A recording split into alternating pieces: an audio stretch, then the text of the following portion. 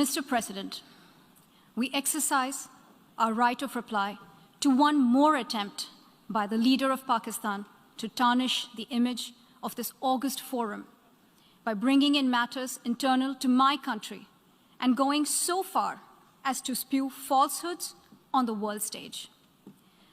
While such statements deserve our collective contempt and sympathy for the mindset of the person who utters falsehood repeatedly, I am taking the floor to set the record straight. Regrettably, this is not the first time the leader of Pakistan has misused platforms provided by the UN to propagate false and malicious propaganda against my country, and seeking in vain to divert the world's attention from the sad state of his country, where terrorists enjoy free pass while the lives of ordinary people, especially those belonging to the minority communities, are turned upside down. Mr. President, member states are aware that Pakistan has an established history and policy of harboring, aiding, and actively supporting terrorists. This is a country which has been globally recognized as one openly supporting, training, financing, and arming terrorists as a matter of state policy. It holds the ignoble record of hosting the largest number of terrorists proscribed by the UN Security Council. Mr. President, we marked the solemn occasion of the 20th anniversary of the 9/11 terror attacks just a few days back. The world has not forgotten that the mastermind behind that dastardly event, Osama bin Laden, got shelter in Pakistan. Pakistan leadership continues to glorify him as a martyr.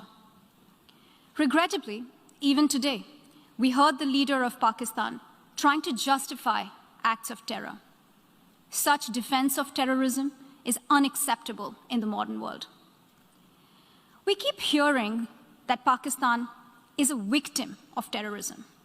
This is the country which is an arsonist disguising itself as a firefighter. Pakistan nurtures terrorists in their backyard in the hope that they will only harm their neighbors. Our region, in fact, the entire world, has suffered because of their policies. On the other hand, they are trying to cover up sectarian violence in their country as acts of terror. Mr. President, this is also the country that still holds the despicable record in our region of having executed a religious and cultural genocide against the people of what is now Bangladesh. As we mark the 50th anniversary this year of that horrid event in history, there is not even an acknowledgement, much less accountability.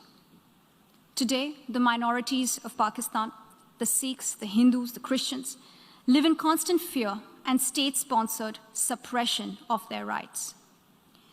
This is a regime where anti-Semitism is normalized by its leadership and even justified. Dissenting voices are muzzled daily, and enforced disappearances and extrajudicial killings are well documented. Mr. President, unlike Pakistan, India is a pluralistic democracy with a substantial population of minorities who have gone on to hold highest offices in the country, including as President, Prime Minister, Chief Justices, and Chiefs of Army Staff.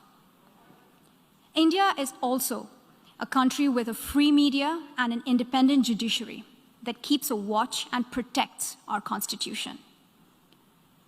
Pluralism is a concept which is very difficult to understand for Pakistan, which constitutionally prohibits its minorities from aspiring for high offices of the state.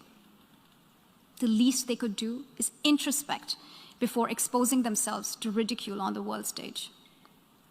Finally, Mr. President, let me reiterate here that the entire Union territories of Jammu and Kashmir and Ladakh were, are, and will always be an integral and inalienable part of India. This includes the areas that are under the illegal occupation of Pakistan. We call upon Pakistan to immediately vacate all areas under its illegal occupation. Mr. President, allow me to be categorical about India's position. We desire normal relations with all our neighbors, including Pakistan. However, it is for Pakistan to work sincerely towards creating a conducive atmosphere, including by taking credible, verifiable, and irreversible actions to not allow any territory under its control to be used for cross-border terrorism against India in any manner. I thank you, Mr. President.